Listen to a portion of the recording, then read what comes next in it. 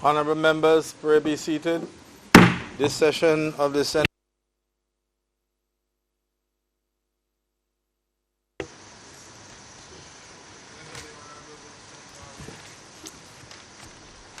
Thank you very much, Mr. President. Mr. President, I rise to give my full support to the estimate of revenue and expenditure which was presented by the Leader of Government Business earlier this morning. And to say, Mr. President, that my support is in keeping with... You are just...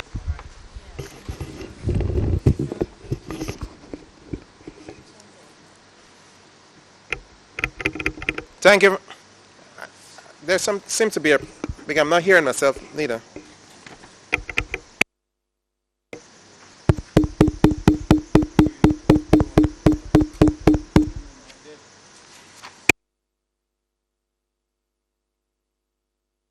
Testing. I haven't started yet. Try again.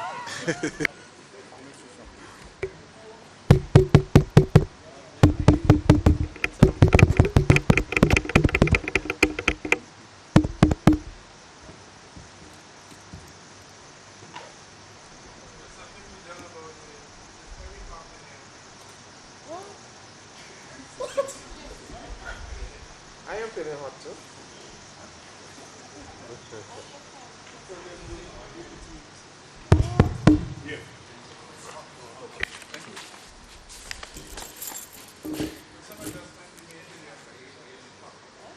Are you a fan?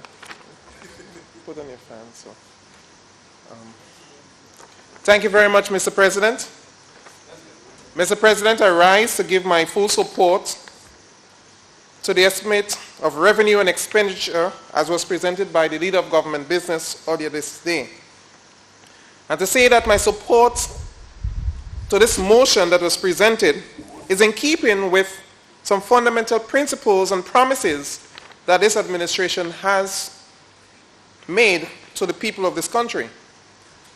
See, Mr. President, just over 5 years ago, we promised to deliver a better Grenada to the people of our country.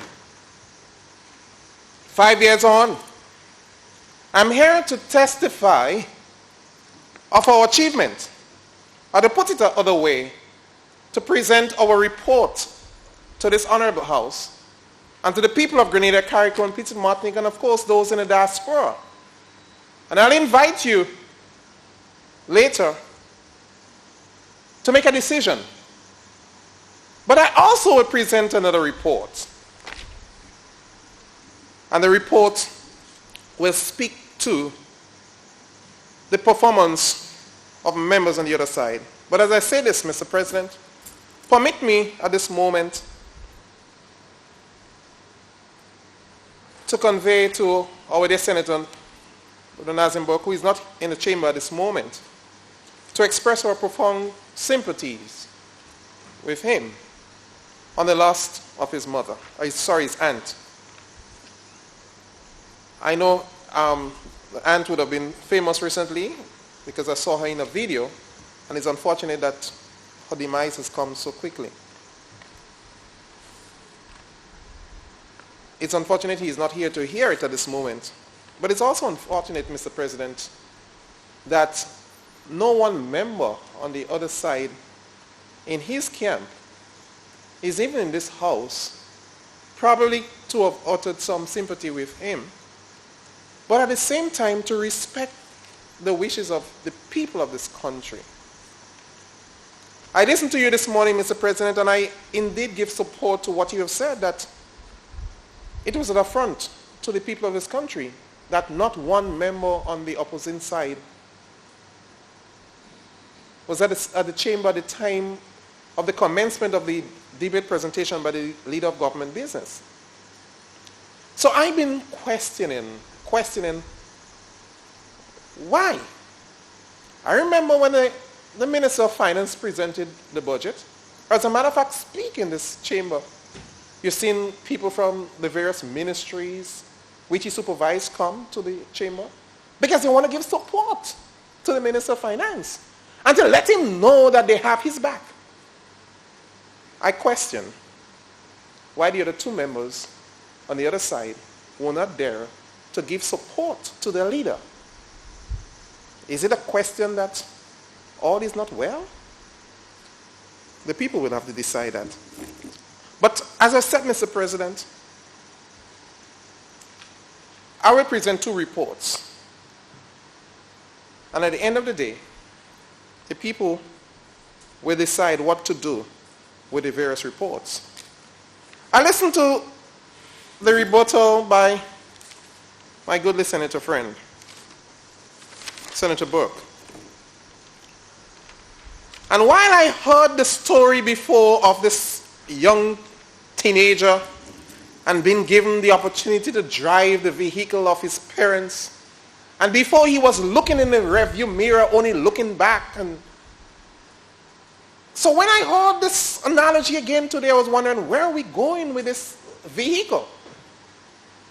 And then he proclaimed, the parents said that the child was reckless, so they would take the vehicle away from him permanently and give him a chauffeur. Hooray! Were you speaking of your demise? Because 2013, the people said, we gave you an opportunity to advance the economic development of this country. And he refused to do it. As a matter of fact, in his presentation, he said that the Standard & Poor's gave a dark report of Grenada's economy in 2008 when they took office, and said that the country Grenada, as well as Belize, the people have decided that they want to move forward with economic revival. So he's saying, Standard & Poor's is saying, you're in the right place to make things happen. What did you do? Did you advance the cause of this country? You were given an opportunity. As a matter of fact, the very medicine that we have dispensed to this country to revive economic growth, you were told of it. You had not parliamentary, but cabinet approval to go ahead with a structural reform. Well, what did you say? What did you do? You said it was too close to an election. And if we were to introduce those reforms, it means, therefore, that we may not get the opportunity to rule this country. Of course. So your interest came before the interest of this people, and the people of Grenada carry competing think your selfish interest. So you know what happened? I don't have to remind you, but you know. But I'll share it. The people said enough is enough. We had enough of this reckless driving and voted you out 15-0 because you were not good for this economy. You were not good.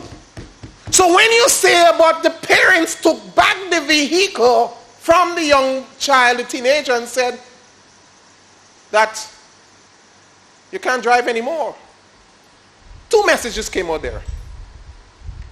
How we despise youthful energies. How we despise young people, that he would take away opportunities from them. But the very same young people have said to him, and he knows it. So when I listened to his speech, I said it was concessionary because the poll isn't doing him well. The poll is saying that, bye-bye. As a matter of fact, the people are saying in St. George Northeast, I'm a member of this constituency, Operation Retirement. That's what they're saying. So he's speaking of taking away the vehicle permanently from this teenager. Well, after all, he's not a teenager, but he categorized himself like a teenager. Permanently. So that will be it, Mr. President. Because the people have come to the realization that if you don't like people, you cannot be in public office saying that you want to serve people. If you only think about yourself, you cannot be in public office. Because being in public office means that you have to leave yourself and to take care of the needs of other people. And as much as you can't do that, forget it. So you presented your party statement of reform. What you're going to do. Okay, fair enough, I agree. So your 2017-2030 plan. Say it's your policy statement. But what? You didn't tell us that within the very said policy statement, part of your plan to advance this economy is broadening the tax base. Well, I try to understand using all the dictionaries to break down and find the meaning of broadening tax and base. And it is saying to me, bringing in new persons who were not once a part of that tax base. Bringing in new areas of taxation. So when you say to the people that government introduced 28 new tax levies and the other, one time they were saying new taxes, and I asked them to tell me of one. Just give me one. If you give me one, I back out. And they couldn't say that up to this day. But you're saying they're overtaxed. And right now, you're saying you're going to broaden the tax base. Hello? I want to say to the people of this country, these people speak on one side of the mouth and they do something else.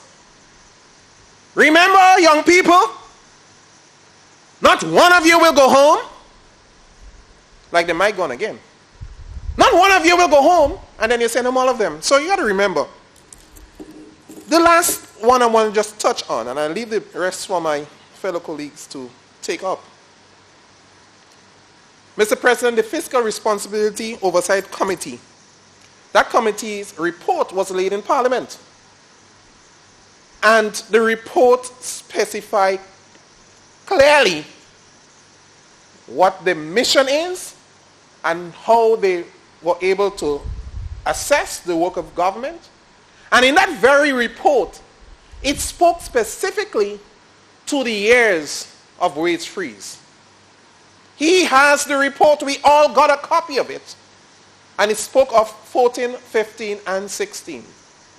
As a matter of fact, it's the first time in our history that we have done negotiations with the trade unions in advance of the years. So we have right now an agreement for 17, 18, 19. What it says, 3, 3, and 4.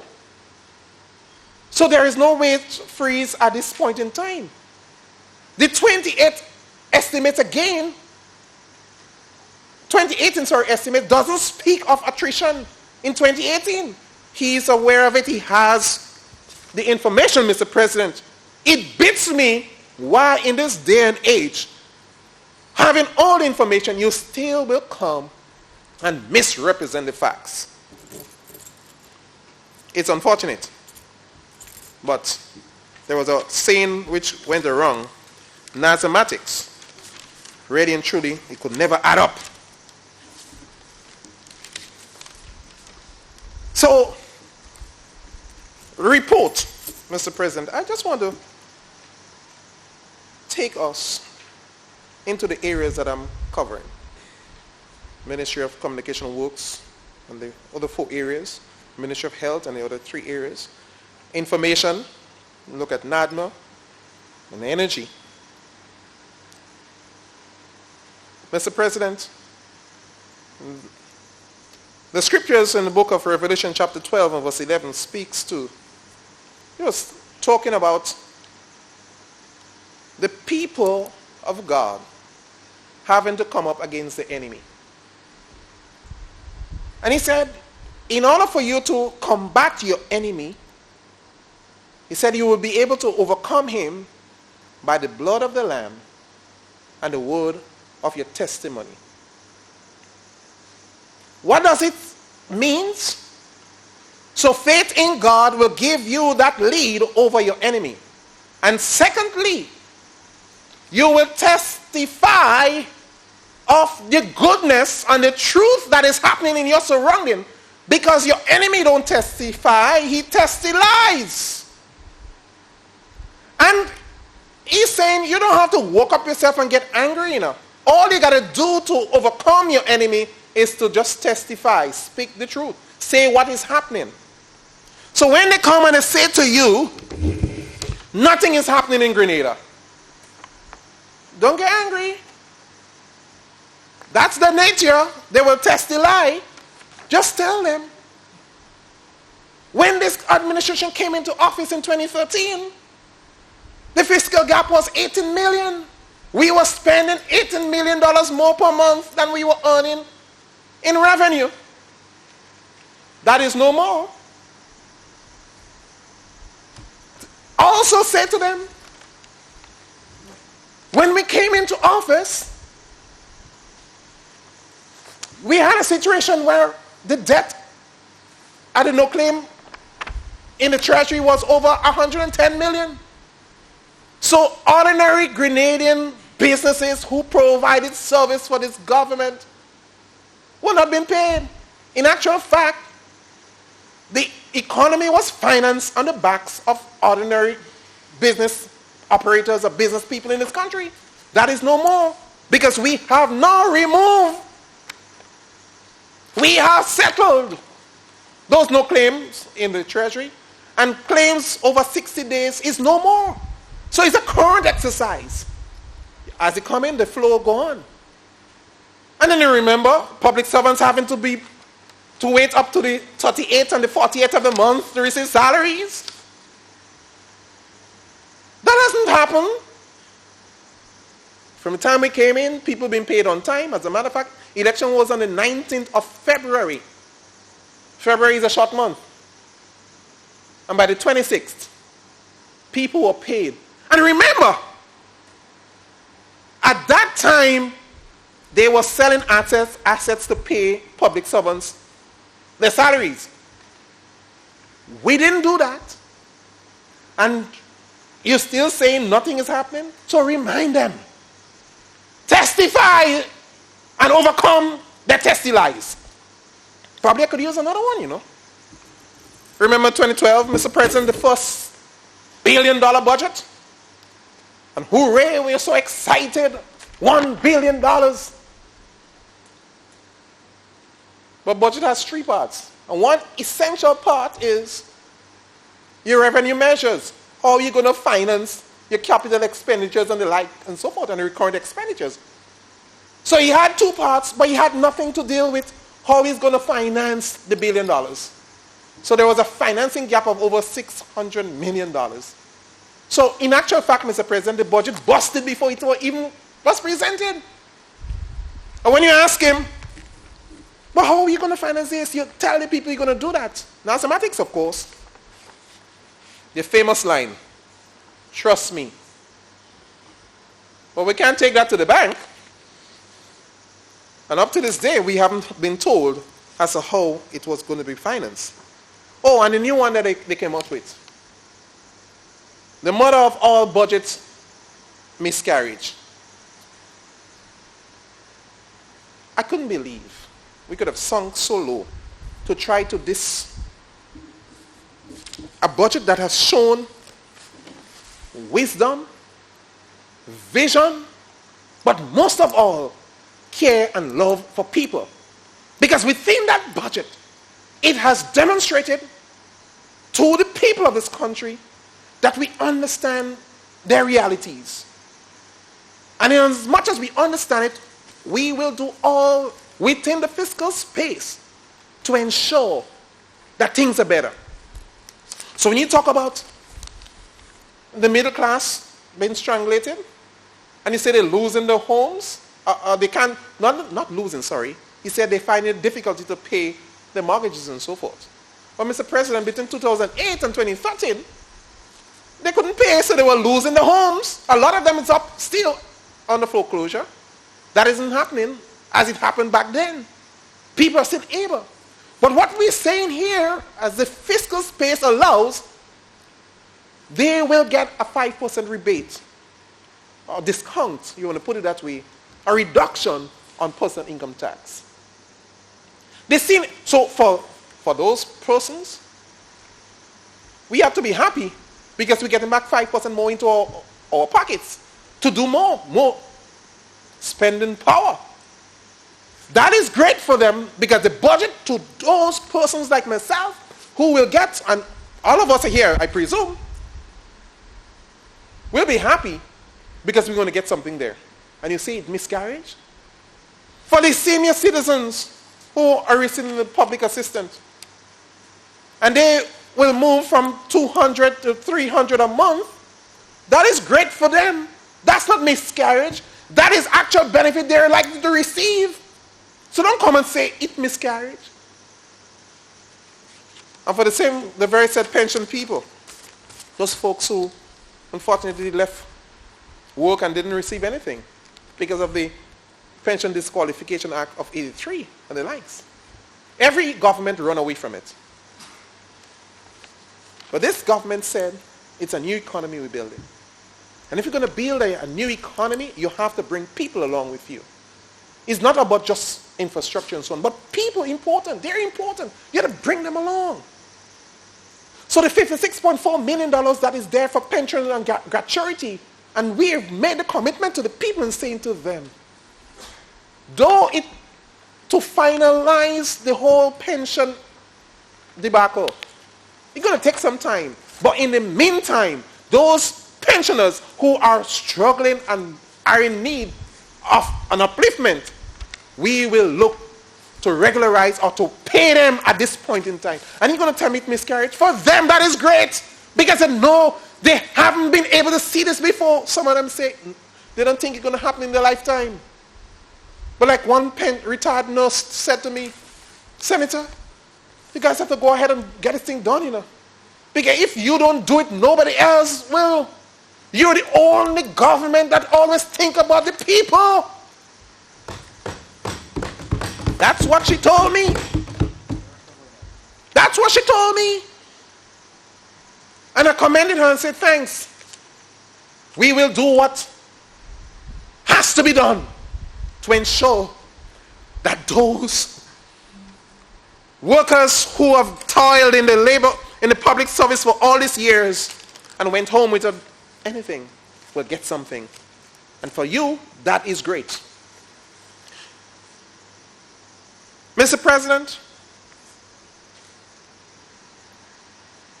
I want to just lay before us, as we're talking about testimony, and I can speak at length at all that is happening good for our people, but I want to just share the second report,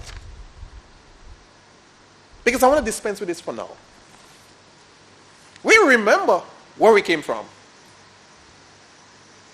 We remember, as I've highlighted before, this was part of the rhetoric, setting assets to pay salaries. But you remember, Mr. President, when we came in 2013, we were in the Senate regularly, passing bills left, right, and center, as we would say. And there was a reason for it. Because under the leader of the NDC and his team, they shut down the parliament. And you remember what happened as a result of this? They were unable to pay or to pass legislation to deal with terrorist financing.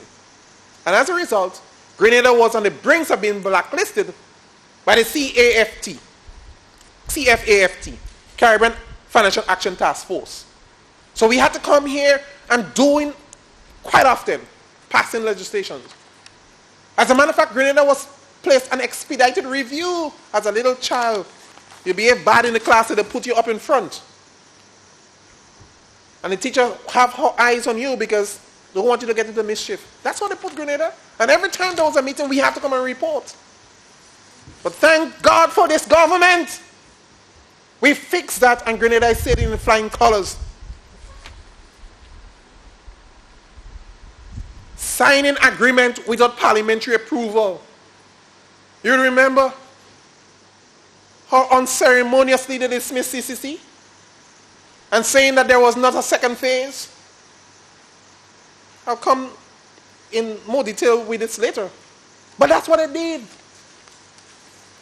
And running the back door, went in Washington and signed an agreement to bring back CCC. But there was no parliamentary approval for it. That was illegal. That was taking Parliament as a joke. How are they treating it today? We know of paying public officers late and injuring their relationship with the financial institutions. Some of them today, the credit rating is so much down. Some lost their properties. Some businesses closed because of you were not paying them after they provided service to you.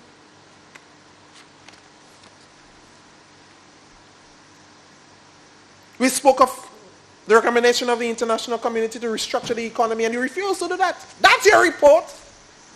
That's his report.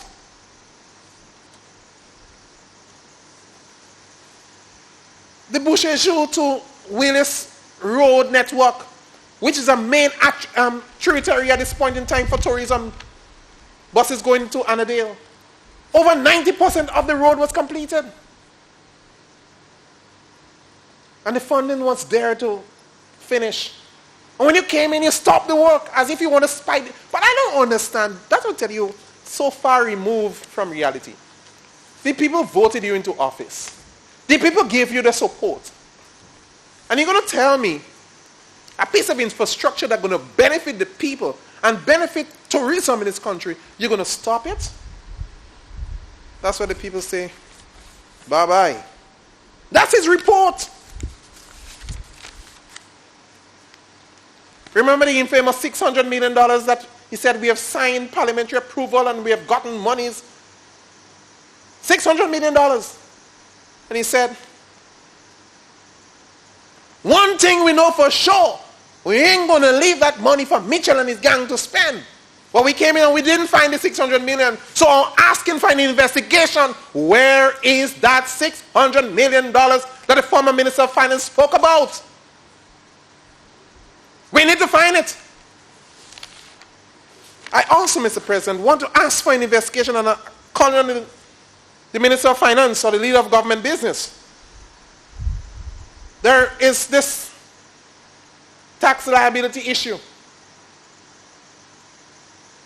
And the Ministry of Finance said, yes, you were owing tax. You say, no, you didn't owe.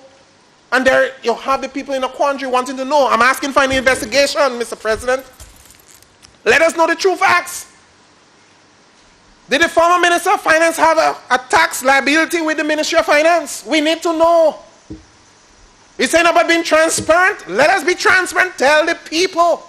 Present the facts. So I'm calling, Mr. President, for a report, an investigation. We need to know what is the real facts.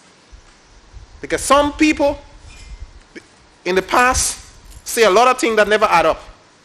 So I can't take the word for it. So I'm on the end of this section calling for an investigation to establish if there was a tax liability by the former Minister of Finance to the government of Grenada. We need to know. Mr. President, turning on to the GIS. Mr. President, the Government Information Service continues to make significant strides in the production and dissemination of quality programming of a government at work. This achievement was significantly enhanced with the transition from analog to digital operations, with the acquisition of new equipment including devices for audio and video recording. Our social media department, Mr. President, also saw an increase in the level of activity corresponding with growing number of hits and widening audience share. In the year under review, Mr. President, GIS has published over 2,148 videos promoting the work of the government, and also some other social interest stories. We have given support to the people of this country. If I may just interrupt you briefly. Honorable members, I have reached the end of my tether. I mean, the heat up here, especially the headgear, is such that I will be forced to remove it for a while. So while it's not in keeping with the decorum of the House, I trust that you would understand. But it's really, the air isn't circulating and I'm beginning to feel, in a difficult way. So, Senator Garvey, could you begin? So we are not in committee. We are in the full sitting of the House, but I'll have to remove the headpiece. Thank you. Okay, so thank you very much, and I know I'll be credited for the interruption. So yes, Mr. President, GIS provides a daily 24-hour broadcast of programs to meet the viewing needs of the nation, broken down into programming blocks to cover such issues and areas. For the disruption again, but could the clerk and his deputy, if you are so inclined, that this privilege is also extended to you, if you have the same discomfort with me. Thank you. So broken down into areas of education, health, culture, agriculture, and tourism, among others. The educational block is aired from 2 p.m. to 5 p.m. Monday to Friday, and features, for now, everything educational, from documentaries to reruns of quizzes and debates. The next stage of the educational block will be to incorporate programming reflecting syllabus lessons in key areas of math, English, a foreign language, as well as topics that interest kids, such as storytelling and craft making. Also, the hours of 6:20 p.m. to 9 p.m. have been set aside for prime time showing of government's top priority programs and projects. Mr. President, with a small staff, the GIS has demonstrated a high level of professionalism and commitment to the tasks. Team GIS, stellar performance or stellar effort, was recognized at the 2017 Media Workers Association of Grenada Media Awards, capturing 6 of the 12 awards that were presented in the competition category. It is interesting to note, Mr. President, that the awards were judged by the executive of the Association of Caribbean Media Workers, a workers team from the Bahamas. And let me just give my team the moment. Best Agriculture Story, Ms. Abigail McIntyre. Best Tourism Story, Ms. Annette Moore. Best Entertainment Story, Ms. Rikisha St. Louis. Best Current Affairs Story, Ms. Annette Moore. Best Health Story, Mr. Kevin Frederick. Best Business Story, Ms. Abigail McIntyre. And we got the prestigious Anthony Jericho Greenage Award for a young, upcoming, vibrant journalist, and it went to Mr. Delroy Louison. Also, but just to say here, Mr. President, 6 of the 12 awards in the competition segment was captured by GIS. That's a proud moment for my staff. And I'm really pleased to work with a team that gave so much. And guys, ladies, you have done well, and you have made us proud. I remember some time ago I said to them, let us use this department as a repository of quality journalists in this country. So the young people who will come into this department, we train them and we send them out wherever, and they will stand and shine. And they're doing that. Thank you very much, GIS. Mr. President, that's just part of the great things to come as it relates to the Government Information Service. I know it's long in coming, and if they get a chance, they will remind me now. but it will come. You know what I'm talking about. It will come. I want to move on to NADMA, Mr. President. And NADMA continues to develop a culture of safety among the population. With a small staff again, NADMA has reached the entire state with some aspect of safety education and or training. Mr. President, this year, the agency received regional recognition for reaching over 21,000 persons and evacuating 1,000 during the Tsunami Awareness Drill, or which is known as Carib Wave. It's a simulation exercise. And as a result, as a consequence of our outstanding and stellar performance, NADMA was invited to exhibit its work at the regional meeting in Costa Rica. Another proud moment for the agency. Regionally, NADMA chaired the Caribbean Disaster Emergency Management Agency Technical Advisory Council and the Coordinators Caucus 2017. Currently, Grenada is the vice chair of the Council of Ministers. Projects. NADMA was able to secure funding to the tune of some $40,000 US through US aid for a tsunami-ready program, which is currently in progress and is being rolled out in St. Patrick's. It will see the erection of billboards and the identification and labeling of evacuation routes throughout the communities, and a community-wide sensitization campaign also will be had. A national recognition event will be held early in the new year, and we are looking to replicate this project, Mr. President, throughout the length and breadth of the country. As a matter of fact, I want to take this moment to just commend one of the staff who put together the inundation map of Grenada, and the coding of it was so precisely done. Just about 2 weeks ago, we had this Skype meeting to present the map and all that is related to the tsunami awareness campaign. And I was really impressed when the University of the West Indies Seismic Division grabbed a hold of the map and was speaking so highly of it and speaking so highly of the staff member. And I said, hold on, wait a minute. You're not going to take my staff.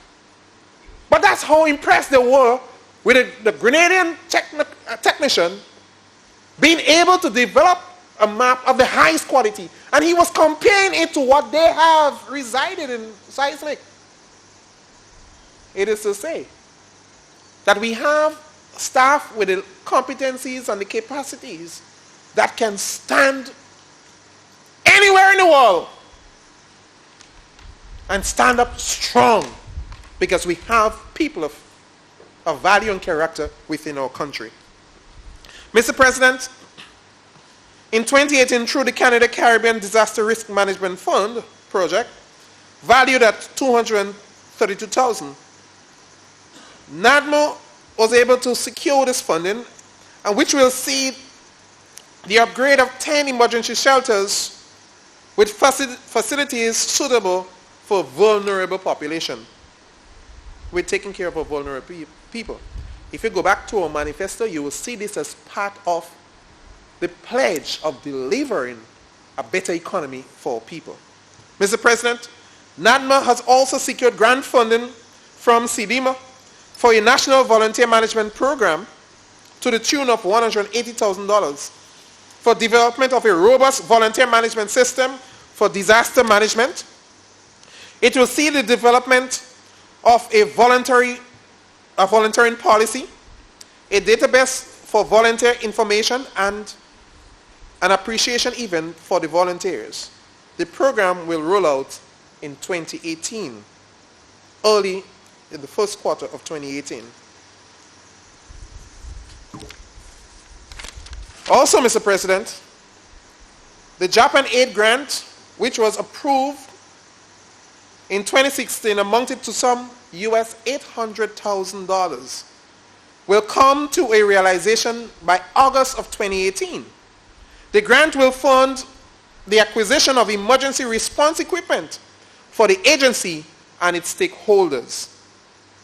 Progress, delivery. And what we say? We're testifying.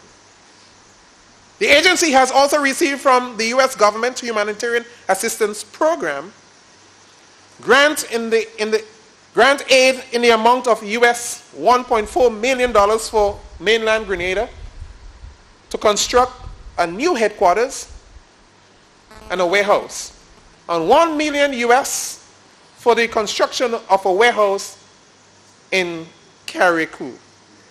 Mr. President, earlier this year, the HAP team was in Grenada to do the site survey in preparation of the building plans. We look forward with great anticipation to the start of the commencement of construction in the new year. Mr. President, this is great news that we can testify about. It is progress in our country.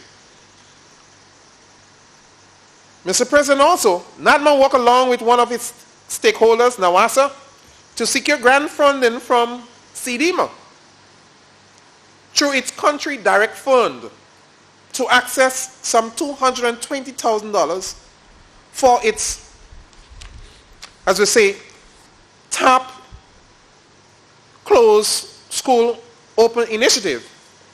You see, during the periods of excess rainfall or drought, NAWASA faces difficulty in providing continuous supply of water, and as a result, there are stoppages in supply throughout the state at varying times. NAWASA designed a project, and that project aimed at ensuring that there is a basic water storage facility in all schools. And as I said, it is a NAWASA Tap Close School Open Community Project.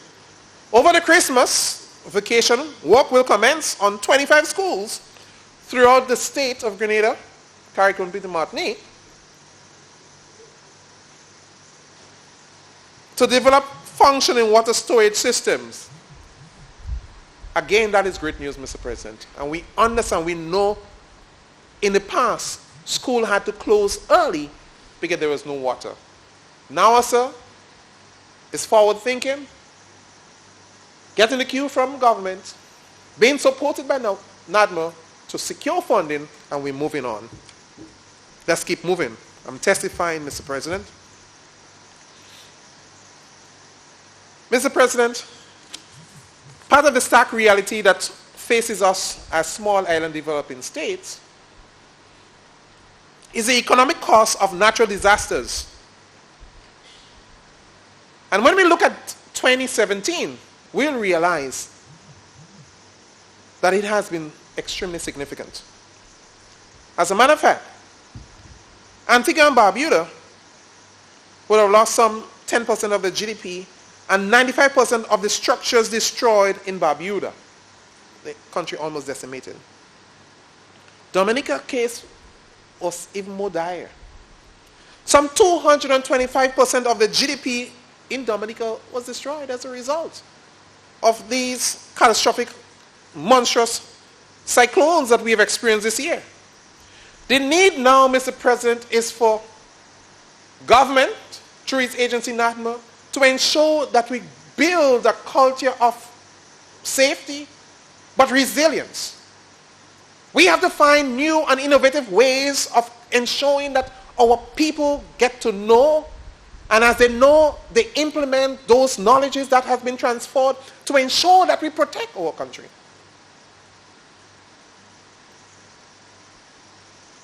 I have said that this nursery rhyme we had that November is all over. When we talk about June too soon, and that has been busted by climate change. Historically, we said that the hurricane season between June and November 30th. that has been changed. Because in 2015, we had Hurricane Alex being formed in January. What is required now, Mr. President, is that we become more aware and we implement adaptive measures and build resilience among our people so that we will be able to withstand.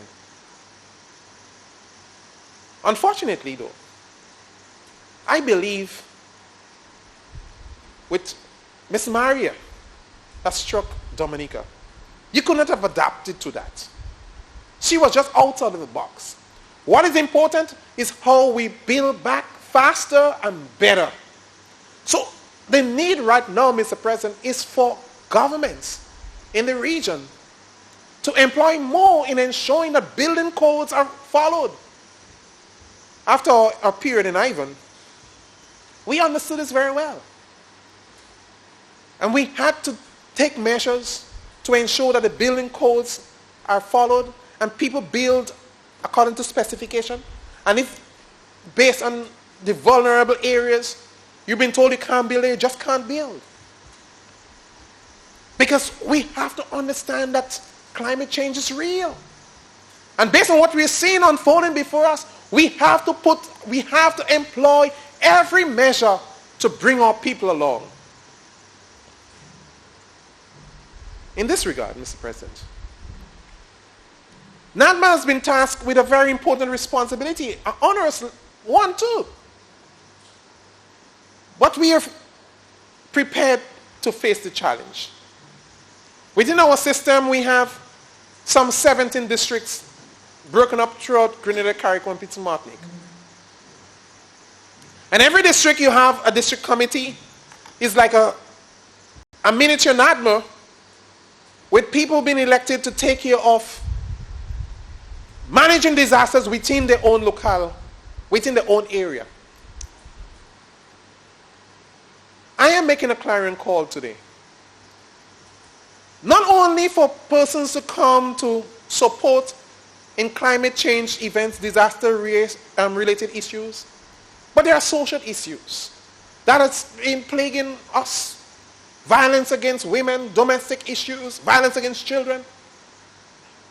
It calls for a national response. And here, utilizing the structure that we have, I am making an appeal today.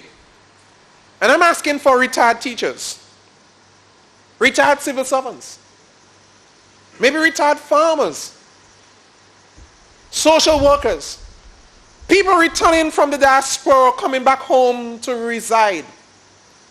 I'm making a call today to you to volunteer some time to work at a district within your area. So we have districts, 2 in St. David's, north and south. We have in St. Andrews Southeast, St. Andrews Southwest, St. Andrews Northeast, St. Andrews Northwest, St. Patrick East, St. Patrick West, St. Mark, St. John. We have in Northwest, Northeast, the South, St. George's South, St. George's Southeast, Carriacou, and Pitts Martinique. 17 districts. Wherever you're at, I'm asking you today to volunteer your time. You can call the number of at the agency, 440-8390-9192-9394, or 440-0838. And say to the assistant who will answer the phone, I want to volunteer time to the district committee. I want to help in fashioning programs that will help us to work with our young people, to keep their minds straight and to steer them along the right path. I want to do that, so I'm calling on you. And maybe you may receive a call too. Volunteer some time. In the first quarter of 2018, there will be district elections. We want you to come on board. We need you. When I saw this, or the story of this gruesome killing, I'm saying this didn't have to happen. But if we get back into our societies and we have programs to work with our young people and to train them in different areas of life, we will be able to stem some of these tides. So I'm calling on my dear people to come to the support and to give support to the initiative of NADMA. While on this, Mr. President, when we're talking about building resilience, we have to look at it from every facet. Historically, countries in Europe and United States trade heavily, and there was almost synergy in the trade. And it was great because the population supported that sort of trade. We in the Caribbean, the Windwards, we had the open market to Europe, to the United Kingdom with our bananas. We had nutmeg going off to the United States and to Europe as well.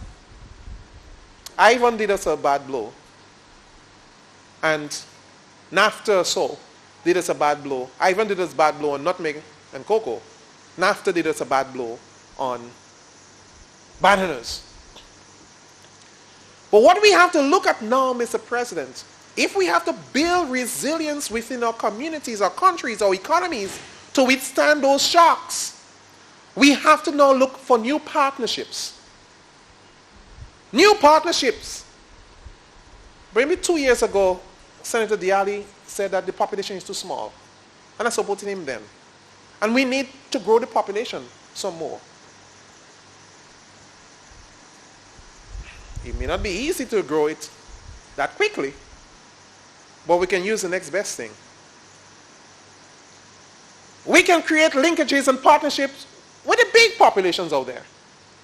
So when I saw the movement to develop the Maurice Bishop International Airport to accommodate more flights, when I dig into it and I realize there is a link with the Asian market, China and so forth, big traveling population, that is forward thinking.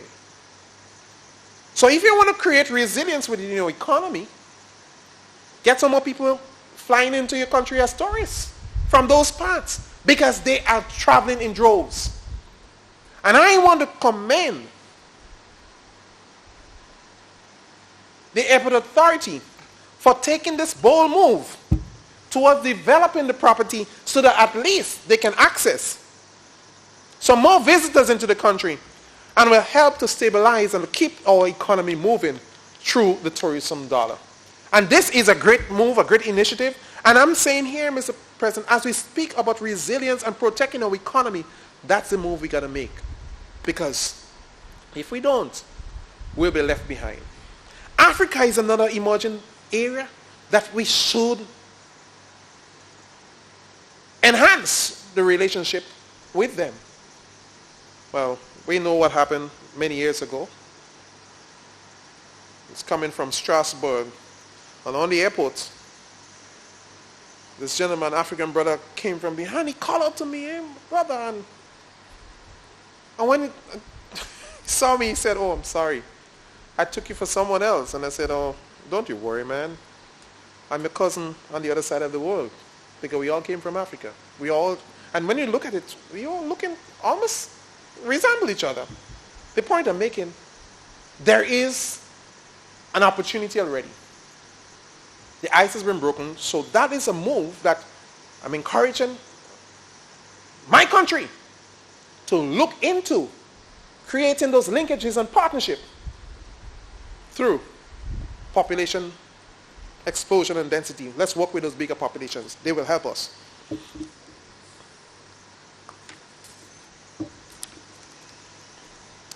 Mr. President, I want to move now to the Ministry of Health, Social Security and International Business. And to say, Mr. President, that health in Grenada continue to remain dynamic. The ministry continues to implement activities aimed at achieving the strategic goals and objective to improve the efficiency and effectiveness of service delivery, and the quality of care offered to citizens of Grenada, Carriacou, and Petite Martinique.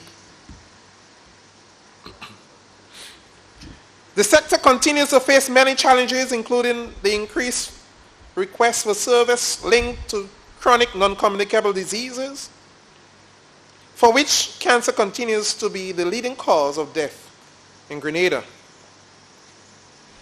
The Ministry of Health is unique, as we say, in the fact that it is a never-ending struggle of prevention, cure, and care that not at all times will give you the optimal results.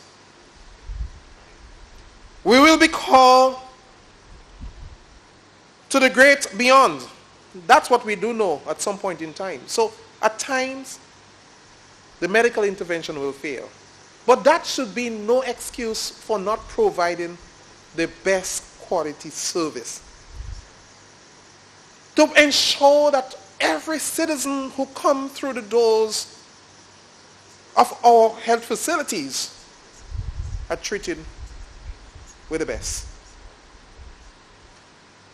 I recently had a discussion, Mr. President, with a parliamentarian from one of our OECS countries. He's a medical doctor. And he volunteered service at time in the aftermath of the great earthquake in Haiti. And he said to me, on what is to be the airstrip, set up so many tents, and life-saving surgeries were performed under those tents. He said the difference here is that what you witnessed. Well,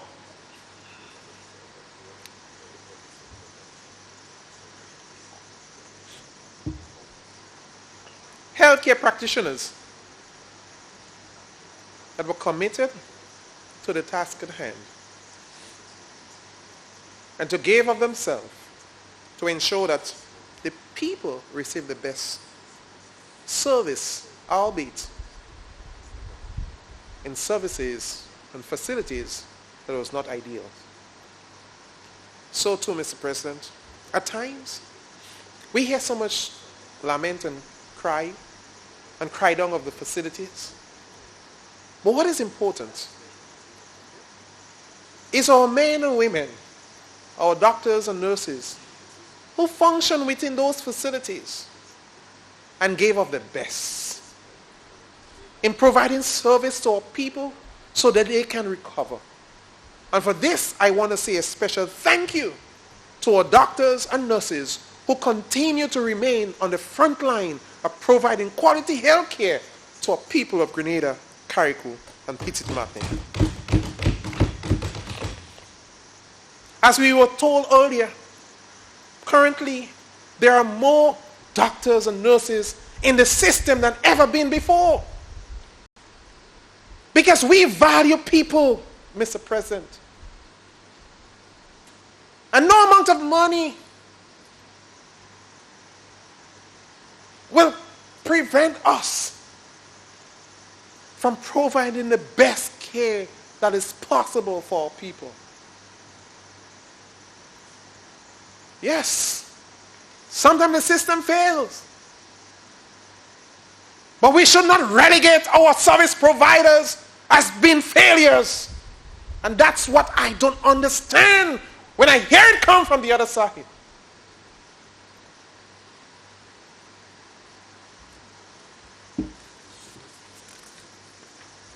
Thank you very much to the nursing fraternity and the doctors for sticking it out and providing great care to our people.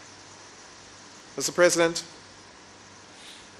I'm happy today to report that in keeping with the stated objectives to modernize the health infrastructure, the ministry in 2017 committed resources from both local funds and donor agencies to improve the health infrastructure in Grenada.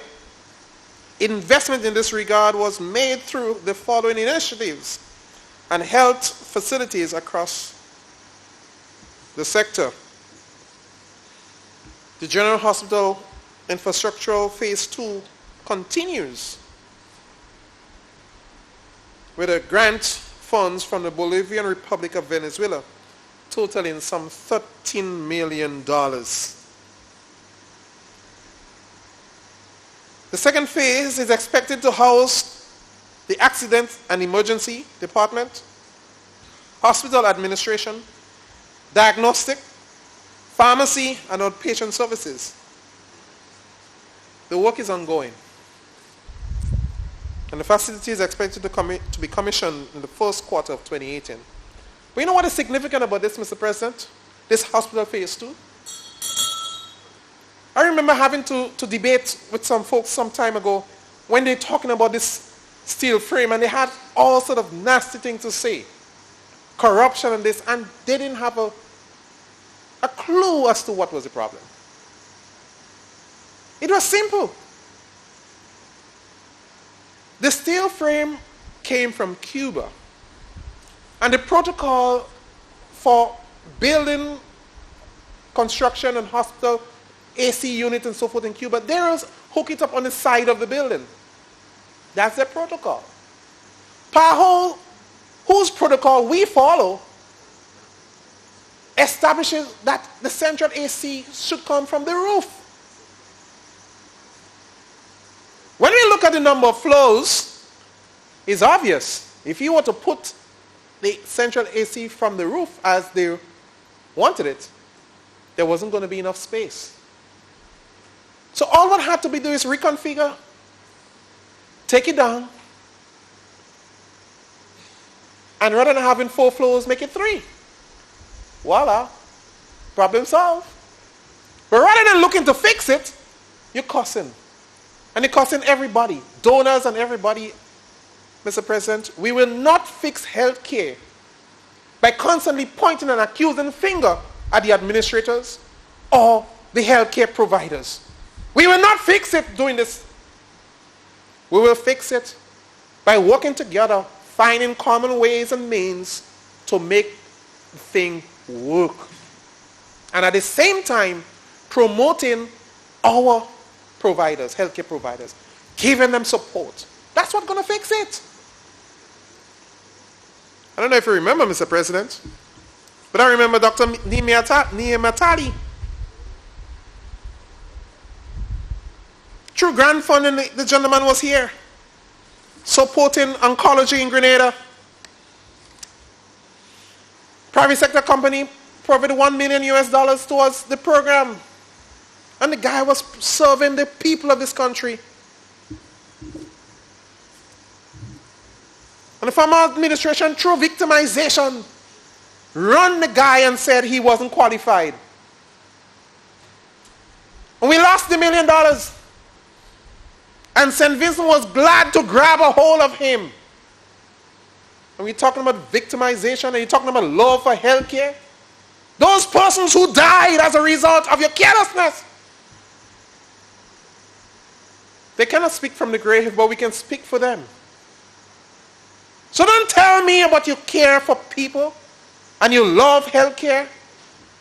You are the same people in office, and rather than paying the OECS PPS for the drugs that you receive, you refuse to do it, to the detriment of the people of this country, where we did not receive health or medication from the OECS PPS. And a simple Band-Aid people couldn't get when they go to the hospital. And you go on into the hospital and you see used IV tubes hanging on line to dry. And you tell me you're loving and you care for people and you care for health care. That is your legacy. We have fixed it. This year, 2018, some 79. Oh no, it's $82 million that's been reserved for healthcare, 79,913,354 plus 2.3 million. We put in our money where our mouth is, because we can testify that we have done more for healthcare in this country than any other government.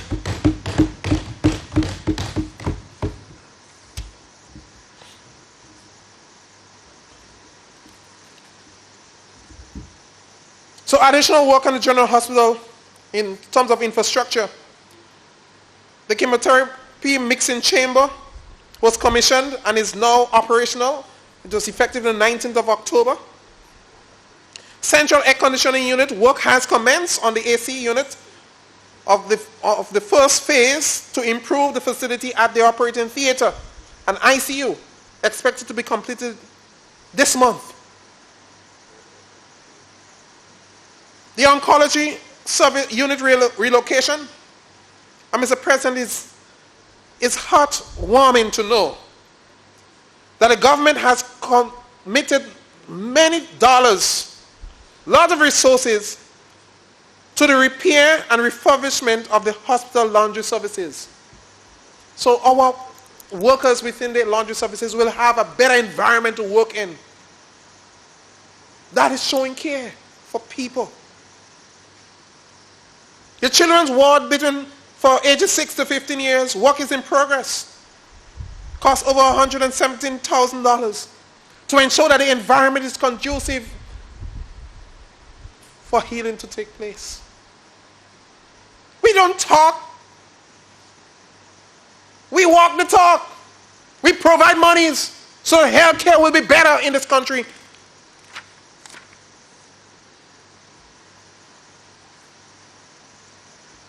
Refurbishment of health centers and medical stations. Government estimated to invest approximately $400,000 to enhance infrastructure and prepare facilities for networking with respect to the NTRC project and EMR infrastructure.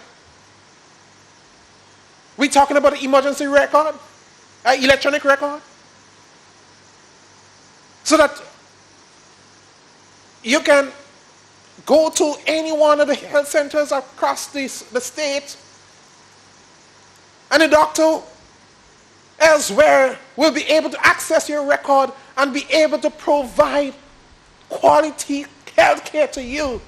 That's the extent of a government who is prepared to spend the last dollar to ensure that this country health care system is developed. And our people are the greatest beneficiary of it. This is what it is. So don't come and talk about, we don't care, but we're not putting much into healthcare. You haven't done anything.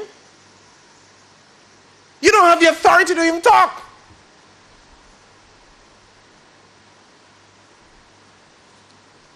The people of Guave, Mr. President,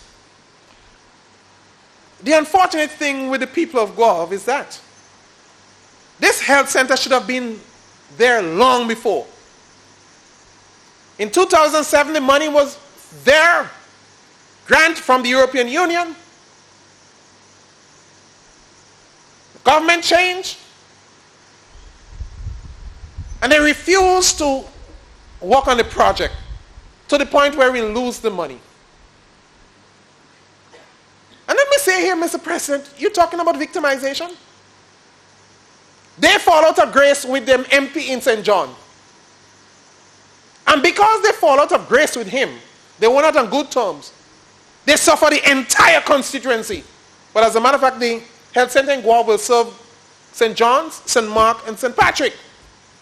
So that whole corridor of persons, of people within this corridor, they were disenfranchised. Because they fall out with Michael Church. And they stopped the project. So we lost the funds. Today, only this year we've signed the agreement with the European Union for the rebuilding of the Guave Health Center.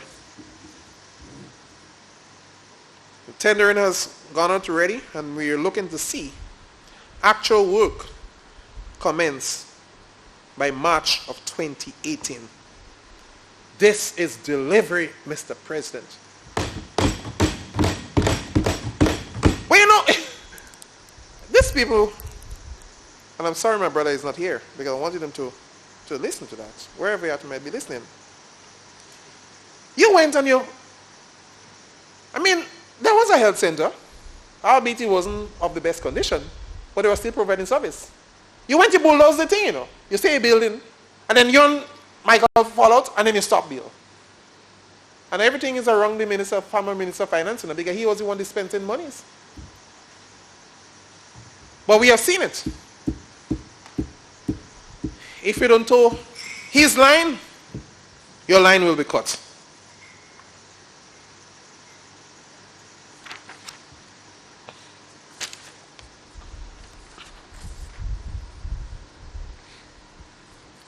Health financing, Mr. President. Key priorities identified under the 27 budget for health financing include national health insurance, billing and admission, cost recovery.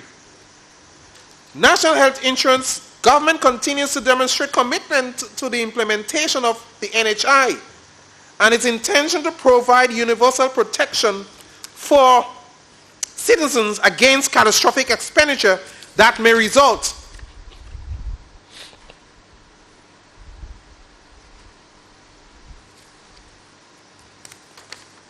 When necessary, when accessing healthcare, and to enhance the quality of health services offered to citizens. The NHI Secretariat located at the NIS Commercial Complex was launched on the 31st of October, 2017. The Secretariat, in collaboration with the University of the West Indies and other developmental partners, including the UNDP, will conduct the requisite analysis to develop the framework for the implementation of national health insurance in Grenada. Mr. President, this is historic.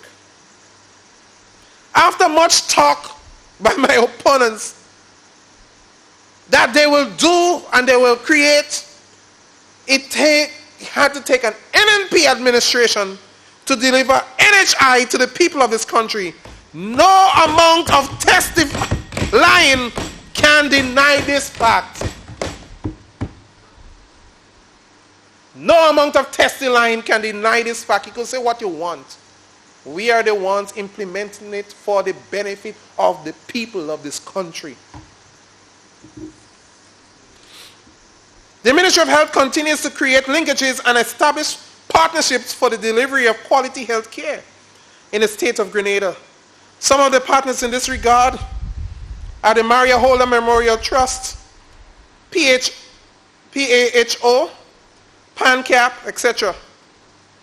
Collectively, these initiatives serve to strengthen the health system and support NHI implementation. And this is something that we have been able to do consistently, Mr. President, is to work with partners. But most importantly, people wanting to work with us.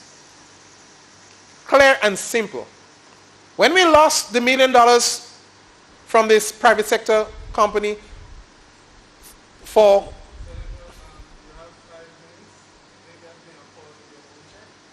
5 plus 15. Is that not an hour and a half I have?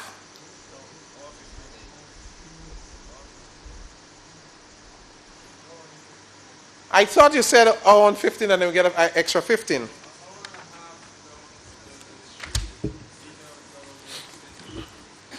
Okay. All right. So I have 5 minutes more, you said? Okay.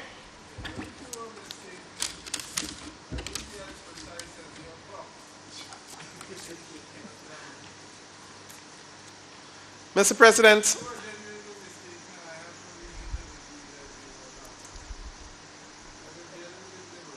thank you very much, Mr. President. I'm not even saying nothing more, Mr. President. I just thank you very much. Mr. President, under the Ministry of Works, this year, the amount allocated for the Ministry of Communication, Works, Physical Development, Public Utilities, ICT, and Community Development is some $61,187,545, of which 8,475,554 is under the recurrent side of the budget, and 52,710,000 on the capital side. However, Mr. President, it is important to note that the real capital sum, when we look at all the other line ministries where the Ministry of Works is involved in, the real capital sum for 2018 will be some $200 million. And the objective of the Ministry of Health is, yes, to provide infrastructure development, but most importantly, to create employment for our people. I wouldn't have the time to go through all of those projects that we talk about, but I'm going to say to you, Mr. President, the list is impressive. The Grenada Agriculture Feeder Road Phase 3, 2018 to 2022 project cost some $37,715,203 US, and it's a combination of financing from CAFAID, OPEC, OFEED, and the government of Grenada. And this will see infrastructural roadworks in St. Andrews. We have Claboni Road, Munich to Bacolet Bridge, Grand Fawn, Ben Jones Extension, St. David's, Bailey's Bacolet to La Pastoria, Laura Bridge, Upway to Pomrose, St. George's, the Laborie, Mondelez to Westerhall, Flamingo Bay Road, Willis to Constantine, Bellevue, St. George's Estate Road, Mango Road, St. John's, we have Concord, Douglaston, Brothers, Mount Cenis, Pleasance Estate, in St. Mark, Lakedan, Redmond, Bel Air, and Carrico, we have Limley and Cherry Hill. Mr. President, what is significant about this here? Remember when we fired, the former government fired CCC and said there was no phase 2? Now we reached to phase 3. We told these people, you didn't understand, if you didn't understand the project, talk to the people who develop it. And you'll understand, you fire them, cost millions of dollars for them to bring them back. We have to pay it, of course. But what is significant here, Mr. President, it's about creating infrastructure work, employment for people. But a lot of this world work, Mr. President, is through our farm areas. We'll make, and I show my friend on the other side here in agriculture will be happy, because it'll be easier for our farmers to move with the produce from the field. It's very significant. Mr. President, so when you hear it talking about victimization, we didn't run no company. You run a company with millions of dollars. And what do you think? The people that was benefiting from them, you know? The people that was benefiting, jobs, and we had smoother road to ride on and the likes.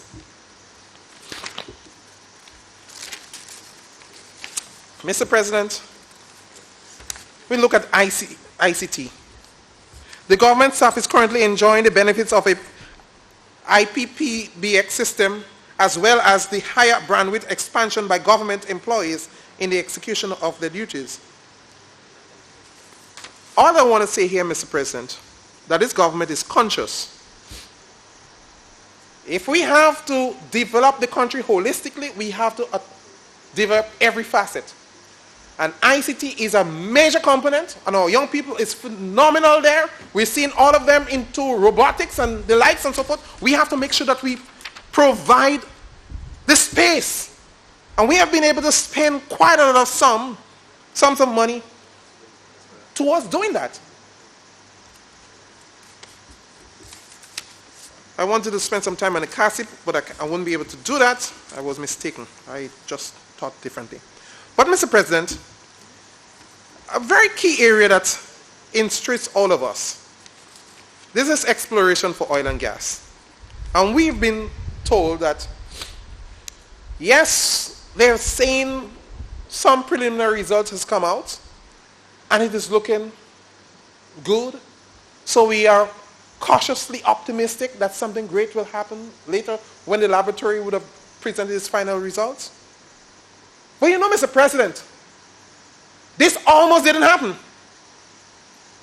You will remember 2010. when Grenada was sued by this billionaire Jack Greenberg, $500 million because he said we take away his right. He had right to our waters to explore. And Grenada was sued. When you took it up with the government of the day, the Minister of Finance said, and he's not here today, but he said it, this is not a Grenada case. This is a Gregory Bowen's case. So he took Gregory Bowen and friends to defend the state of Grenada. And when we won the case, it was the same Minister of Finance came and said Grenada had a great victory. How deceptive. Test the line. But I want to say today, Mr. President, the possibility of getting a great find of our oil deposits and reserves would be a great thing for this economy.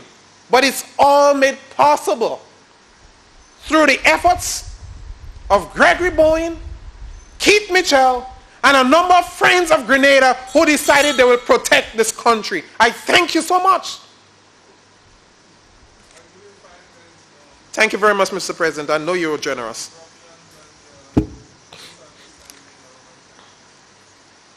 So, Mr. President, this is only made possible because a private citizen loved his country that much that he was willing to spend the resources that he has towards doing that. When a government sided with who I'll call a monster against this state and against this people and wanted to saddle us with $500 million US dollars in suit, and they were not going to put up a defense, so he would have won the case by default, and Grenada would have been saddled with that amount. Remember those days when they were talking about every child that was born, how much debt around their neck? They can't say that anymore because we have changed the whole operation. Debt to GDP is around 69% at this point in time. And it's moving down by the end of the year to around 63%. What that speaks to this country? We are moving in a direction where there are going to be extra monies that will be plunged back into our young people and into the productive sector. That's why we could have put so much in the capital side of the budget this year, because we're looking at advancing. We want to keep moving, Mr. President. So I'm testifying of the fact that this government has been the best for this country. So I spoke of reports before. This is our report. So when we talk to the people and we say that reducing the tax rate from reducing the rate of personal income tax in the different categories by 5%, I can testify, Mr. President, that there will be more disposable income in the hands of Grenadians. Reducing the corporate income tax from 30 to 25%, I can testify, Mr. President, there will be more monies in the hands of investors so they can invest more in their business and be able to employ more young people. I can testify that this is progress. Mr. President, I can testify. I heard one caller on the morning of the budget saying to a radio announcer, I wish my Prime Minister could just give me $50 more because that's all I'm getting, the $200, and there are more people like me. And Prime Minister said, we will move the public assistance from $200 to $300. I can testify that there will be more disposable income in the hands of our public assistance reward and recipients. Mr. President, the list goes on. This country is on the right track for economic development and growth, a further economic development and growth. We have created the enabling environment, so we are seeing investment throughout the length and breadth of this country. St. Patrick's to the south of the island and beyond on those little islands. We've seen investment and development. What this is saying, Mr. President, that the international community has faith in this government to lead this country on They have faith that the investment in Grenada is a fruitful and successful investment. That's what they were saying. This is our report. And I shared the report of the former Minister of Finance, selling assets to pay salaries, paying public servants late, and doing a number of things that didn't help the people of this country. What should we do with this report? I could tell you what we're going to do with it. That's where you put it, in the dustbin. That report doesn't help this country at all, because it has proven that it is going to remain on the backs of our people and will hurt them. Mr. President, I can testify, as a proud citizen and a proud member of this government, we have delivered in this 5 years to the people what we have said we're going to do to them. You can look at it in my manifesto document, and you will see what we have done was guided by what we said we were going to do in this first 5 years. So I'm making my call, Mr. President, for my second 5 years. Thank you very much.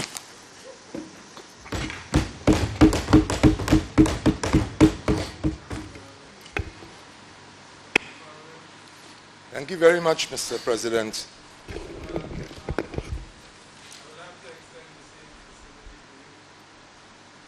As you see fit, Mr. President.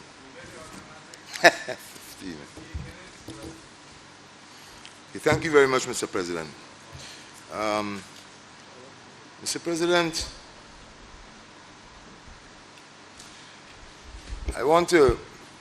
I rise to make my contribution to the estimates of revenue and expenditure for 2018. Before I go into it, Mr. President, I would like to highlight perhaps 3 points which I believe the Leader of Government's business omitted in his presentation. And that is, 1, he did not mention that in 2008 there was a world financial crisis similar to what occurred in the 30s, recession. And that would have impacted on the previous government. He has to be fair when he's analyzing the situation. In addition, he also omitted the fact that there were significantly high levels of debt facing this country, and that too he omitted. Thirdly, Mr. President, he also omitted the fact that there were significant relief provided to business entities or persons in Grenada to the tune of millions of dollars for outstanding tax and penalties. Those are significant in reviewing between 2008 and 2013. And Mr. President, when he speaks of growth and more growth, I'm not sure that he was able to highlight the fact that that growth has not trickled down to the middle class or to the workers of this country. Because today, Mr. President, you know as well as I do that the growth that is often referred to is not being felt among the workers of this country. I thought I would just make those comments. And let me get in now, Mr. President. We in the farming community, once again, are very disappointed with the resource allocation made in the budget for the agricultural sector in 2018. Mr. President, for a sector of such critical importance to the economic development of the country, it is simply a slap to the face of our farmers and agribusiness operators. It is to have had an allocation of $24.6 million, which is 2.2% of the total budget is grossly inadequate and clearly a misrepresentation of what level of funding is required to propel this industry forward in a sustainable way, Mr. President. Mr. President, it also speaks to the low priority that government gives to agriculture, which to a large extent results in the underperformance of the sector and the Ministry of Agriculture in particular. In fact, Mr. President, the allocation in this budget falls approximately $3 million less than the allocation in 2017. Mr. President, what should be noted here is that out of the $27.4 million allocated in 2017, the ministry spent $14.6 million, a little more than half of the allocation. And of the $12.3 million allocated for capital projects, and that is important. That is where the action takes place. Not so much in the recurrent expenditure, but the capital expenditure is what is important. What does the government propose to do in its capital budget? That's where you see projects and so happening. But Mr. President, the allocation of $12.3 million was allocated for capital projects. Only $1.3 million was actually spent in 2017. Mr. President, this poor rate of project implementation seems to be the hallmark of the ministry, which says something about their capacity to implement agricultural programs in an efficient and effective manner. Mr. President, the government relies, and I've said so before, too heavily on grant funding for its capital projects, which is not always forthcoming. You look through the estimates of revenue and expenditure, and you would see clearly a lot of money being proposed to be had from grants which do not materialize, and I've said so before. It is incumbent, therefore, Mr. President, upon the government to use more local resources to ensure more local revenue to ensure that important agricultural projects receive funding for implementation. Mr. President, the government seems not to understand and appreciate that agriculture is the bedrock of our economy and needs to stop downplaying this sector.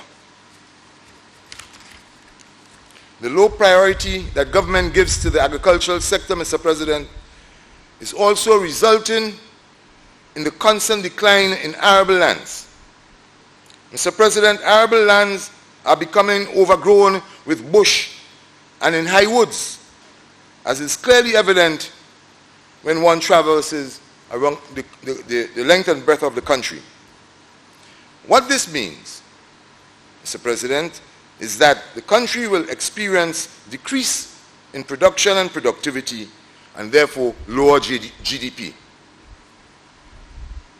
Mr. President, with regards to our nutmeg and cocoa subsectors, according to the most recent agricultural census, we are also experiencing a decline in the number of farms cultivated.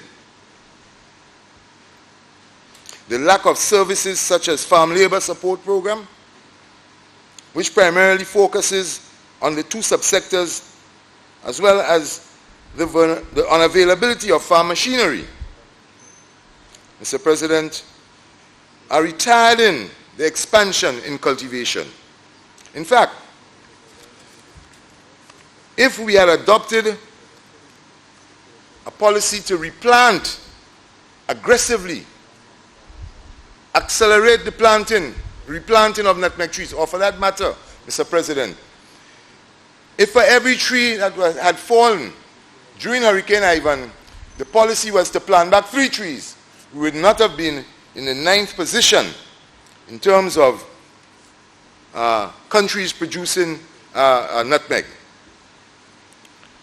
We probably would not have lost our second place to our second place. Mr. President, it is unfortunate that this is occurring at a time when Grenada is beginning to make significant inroads in value addition from those two very important crops, especially in the case of cocoa and its production of a variety of chocolate, cocoa powder, and so on. And the demand is growing, Mr. President. Mr. President, this means that our resource base is dropping. And if allowed to continue, our country will become poorer and poorer and become more dependent on outside support and handouts, which compromise our people's sovereignty and pride.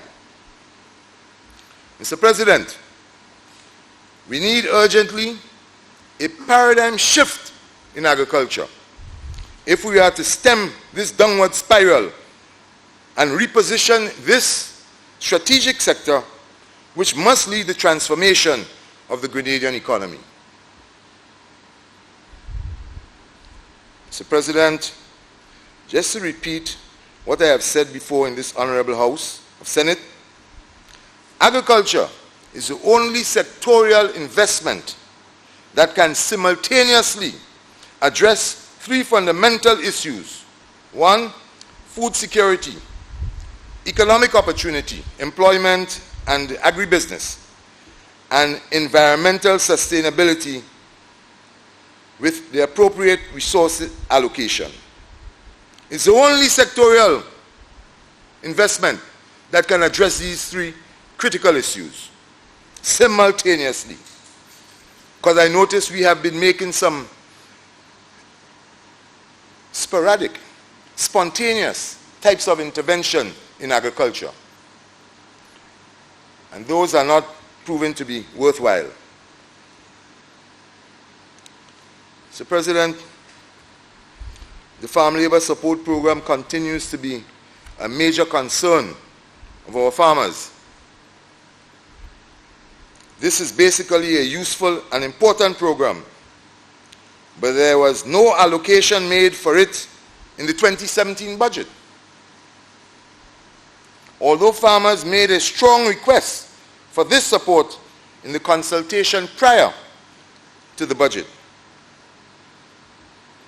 Mr. President, it was only after an appeal was made in this Honorable House and at a consultation in September to have it included in the 2018 budget that the ministry made a spontaneous attempt to provide some support in November last, long after this intervention was needed by farmers for land preparation in April and May, just before the distribution of plants in June. Mr. President, this support, however, is required on a more continuous basis. You know, Mr. President, sometimes it is indeed very ironic that you would see the Bushers, a program that is funded to the tune of $8 million and sometimes $12 million. The Bushers cutting the bushes on the side of the road, and just 2 or 3 feet off the road might be a cocoa tree full of vine, right? Or a breadfruit tree, or some economic tree. That's the point I'm making. That is left alone while the emphasis is on cutting bush on the side of the road. Mr. President, in my view of the 2018 estimate, it is surprising that the government again has omitted allocation for this crucial program. And this is very telling and demonstrates once again government's lack of commitment to the sector. Mr. President, farmers are convinced that this government gives greater priority to the debushing program than in providing incentives for the further development of agriculture in the country. The debushing program, Mr. President, while useful in maintaining the aesthetics and health of the environment, can no way match the economic importance and benefits of the farm labor support program. And therefore, there must be a concerted effort to allocate more resources annually to ensure the sustainability of the farm labor support program. Mr. President, it means a lot. In fact, it was a similar program following Ivan that made a significant difference in terms of recovery. Predial larceny. Mr. President, the predial larceny still remains a vexing problem to the farmers as it continues to plague and ravage the farming community. Despite all the talk and promises, and having established the multidisciplinary predial larceny committee, which consists of representation from the Ministry of Agriculture, the RGPF, the MNIB, the NGO community, the media, private sector, inclusive of the farming fraternity and exporters, the impact of these initiatives is yet to be felt. Mr. President, the promise to set up a surveillance equipment, cameras, etc. in strategic locations, predial larceny hotspots, as they refer to it, to monitor predial larceny activities and to collect real-time data on farms and their holdings, on farmers and their holdings, is yet to take place. So, President, I recall in 2014 and 2015, there were two big launches in the National Stadium on predial larceny and the initiatives that the government had intended to initiate. Cameras, all sorts of things were shown and presented to us, and they said that that would be implemented. But up to today, that has not been implemented. Only 2 days or so ago, 3 days ago for that matter, on my farm in St. David's, 740 hot pepper plants were uprooted. And that was as a result of we call vandalism or willful destruction. And if the predial larceny task force had, or the ministry was the one in control of the cameras and so, had installed these cameras in areas that they consider predial larceny hotspots, and La Sagesse is definitely a predial larceny hotspot, we would have known, definitely, we would have been able to pinpoint the culprits who would have done that. That cost me over $10,000. I suspect who it is. I've reported the issue to the police, and let's hope they take it from there. But even so, where are the predial larceny officers who are supposed to be patrolling the farming districts and so forth? They are never there. They are always doing regular police work, checking traffic, and things of that sort. Things completely outside of their areas of responsibility.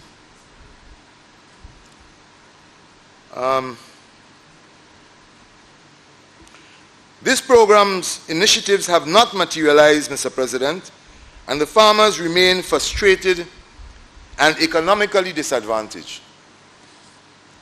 Regardless of how many reports are being made, the night court was another component of the initiative. And this is well over 4 years, and we have not seen the institution, the establishment, of a night court to be able to address issues of predial larceny in an expeditious manner. Notwithstanding the fact that in 2017, Mr. President, budget, no funding was allocated to the predial larceny control program. The $100,000 allocated for 2018 is merely a drop in the bucket, given the magnitude of activities to be undertaken.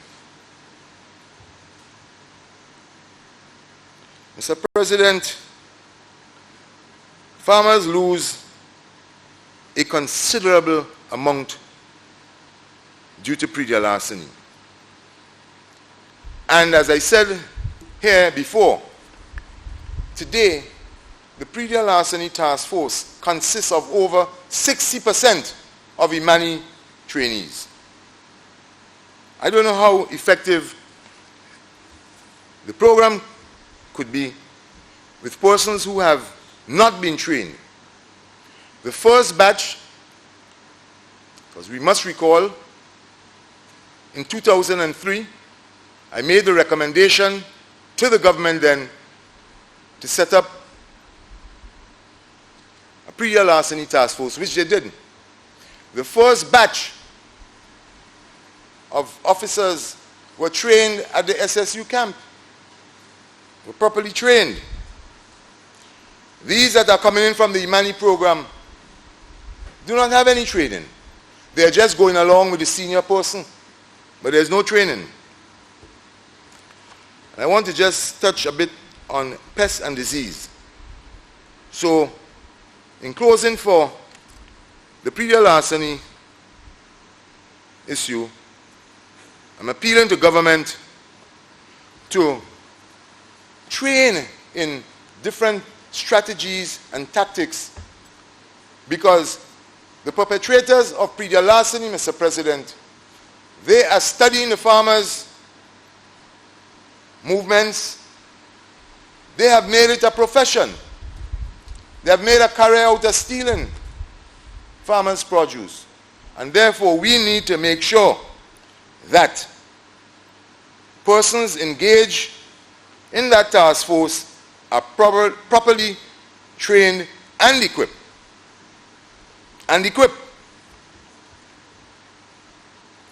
Mr. President, pest and disease. After years of appealing to the government and the Ministry of Agriculture in particular to comply and to enforce the Plant Protection Act, Cap 242, which sets out provisions to broadly protect and control our agricultural system, the act is yet to be fully enforced. Mr. President, the most recent disease introduced to Grenada, known as the citrus greening disease, is causing havoc on our citrus subsector. It appears as though the Ministry of Agriculture does not appreciate the gravity of this situation and financial implications for farmers. Mr. President, it is rather appalling that only in June of this year, the Ministry of Agriculture distributed plants that were infested with the disease, Deputy President in the chair, which was irresponsible.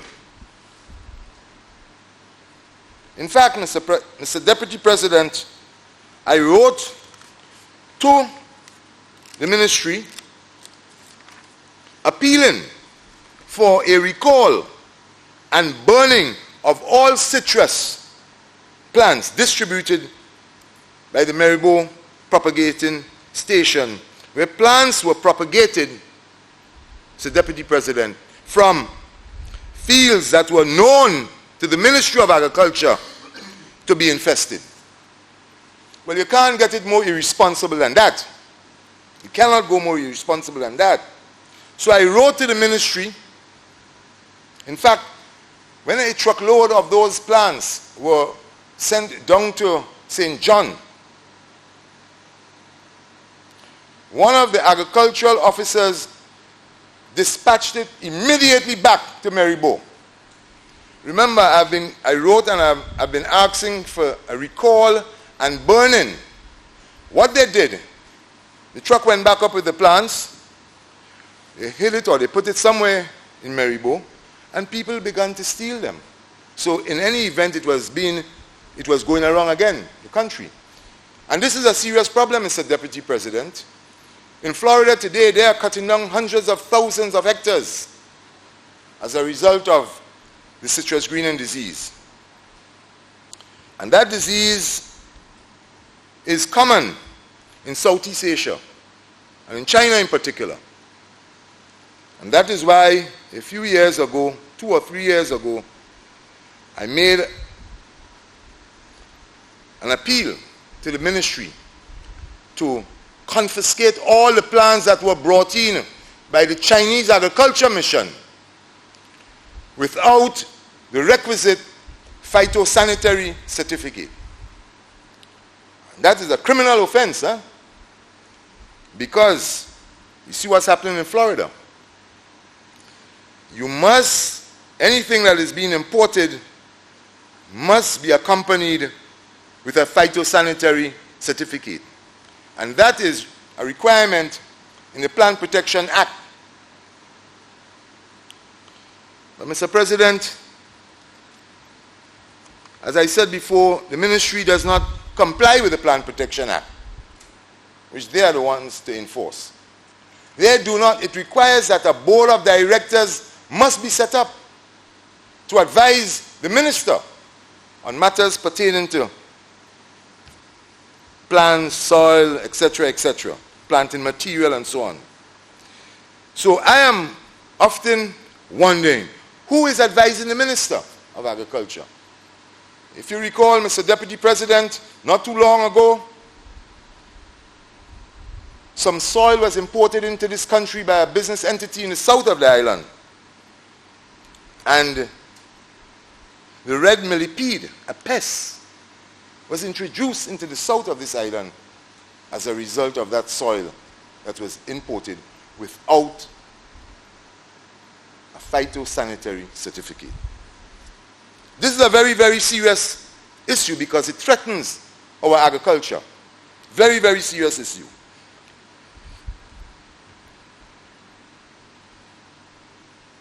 In fact,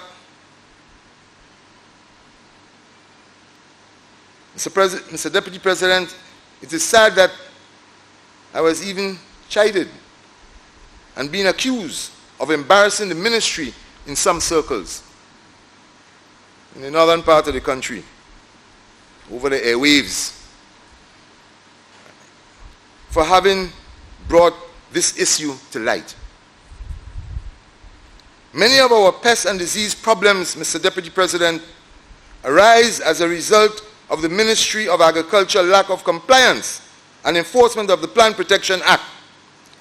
For example, the Act makes provisions for the establishment of a Plant Protection Board, which is principally responsible to advise the Minister on important issues related to the status of planting material, fruits, vegetables, and soil that are offered for importation, and the management, operation, and material requirements of the plant quarantine service.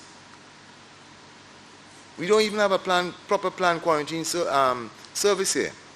In fact, when the Chinese came in with those plants, the container went straight up to Las Vegas, and there were no pest management unit officers to examine and see what was up. But I'm farming not too far from there, and I took the opportunity to go to see what was happening. Oranges, mandarin, cassava, coconuts, they were just bringing in everything, just about everything. And I told you the situation in Southeast Asia and pest and disease. Mr. President, there has been no board in place essentially to protect Grenada's agricultural resources, and as such, there has been a serious influx of pests and disease for a number of years. Now, which makes us wonder if and how the minister is being advised. I remember a few years ago, I raised the same issue about the board, because this has been happening for not yesterday, a few years. And because I raised the issue publicly, the ministry went and reported here that they have their entomologists, plant pathologists, because these are the people that would be on the board, including the head of the pest management unit. And in fact, the Attorney General has to nominate somebody to sit on that board too. That doesn't happen. It doesn't happen. And that board does not exist today. So they are taking this pest and disease problem too lightly in Grenada. Hence the reason we have been experiencing a significant influx of pest and disease in this country. We are too lax. So President, our honey cannot go into, Deputy President, our honey cannot go into Trinidad. They worry about the American foul brood disease. And they are serious about it. In fact, I sent down a few bottles of honey some time ago to Trinidad for the specific purpose of having them confiscated. They did so, and I asked the person I sent it to have them document officially why they were confiscating it. You can't get honey into Trinidad from no part of the world easily. Although that is a breach of the revised Treaty of Chaguaramas, Article 79. So we too in Grenada must become more conscious and put things in place and to act more responsibly with respect to safeguarding our agriculture. Another major concern of farmers, Mr. Deputy President, is the ministry's indiscriminate granting of import permits for fruits and vegetables such as citrus, cherry tomatoes, watermelons, cantaloupes, etc. Some of which, Mr. Deputy President, have been identified by the Pest Management Unit as high risk and consequently placed on a restricted/prohibited list from entering Grenada. Yet, Mr. Deputy President, these restricted produce continue to be imported by private entities.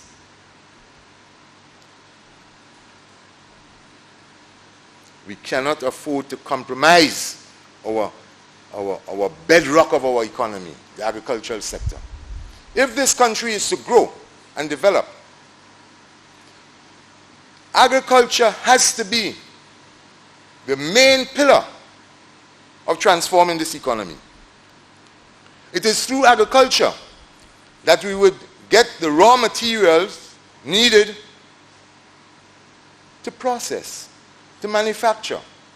So we have to take that seriously. We must take it seriously.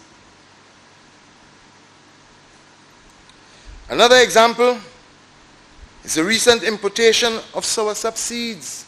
I spoke about that previously in this same honorable house, Mr. Deputy President, which were brought into Grenada from Colombia without the requisite phytosanitary certificate, and which could pose a serious threat to our emerging soursop industry. And I said so here before, particularly as soursop from Colombia is prohibited from entering the U.S., our main target, our main market for soursop. I brought that to the attention of the leader of government's business quite some time. I gave him all the particulars because he said they weren't aware of it. So I gave him all the particulars. Nothing has come out of it. In fact, one of the recipients of plants from that source showed me his pictures of trees that had grown, of course from seeds from Colombia, that had grown as tall as 10 to 12 feet. And when he heard that I had raised the issue and that I had planned to take it as far as it ought to go, he cut them down. And he showed me them cut down. But, Mr. Deputy President, he was not the only person who had procured or purchased those plants from the same person who brought it in from Colombia. I called his name last time. I'll hold it back this time because you know who it is. But action must be taken. We cannot compromise. You see, this is not a joke. This is our industry. And if we lose the opportunity to get our soursop into the United States market, a very lucrative market, then Crapo smoke our pipe. We have lost banana. The price of cocoa is down by about half. The price of nutmeg is down. We are hoping that the soursop industry could replace, let's say, what we have lost with banana and what we seem to be losing to some extent in the other cocoa and nutmeg. And soursop would make it up. In fact, a former Minister of Agriculture said that it was a $30 million industry in the States. So it is indeed something that we should plug into. But we must be careful in how we go about developing the industry. Today, across the country, because of a lack of research into the soursop program, all over the country, soursop are contracting anthracnose. The Marketing and National Importing Board proposed to do spraying for soursop growers, although they restricted it to those who supply them. But even those who supplied them, one farmer told me they had a big splash up in La Sagesse there, what they're going to be spraying and what the program is about and so on. And they never came and sprayed one day. What sort of commitment is that? How do you think the farmer feels? Do you think he would be committed as he ought to?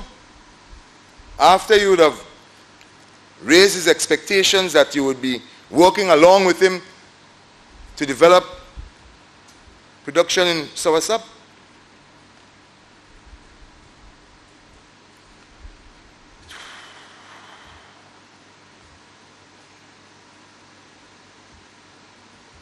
Mr. President, it is evident that the Pest Management Unit is under-resourced.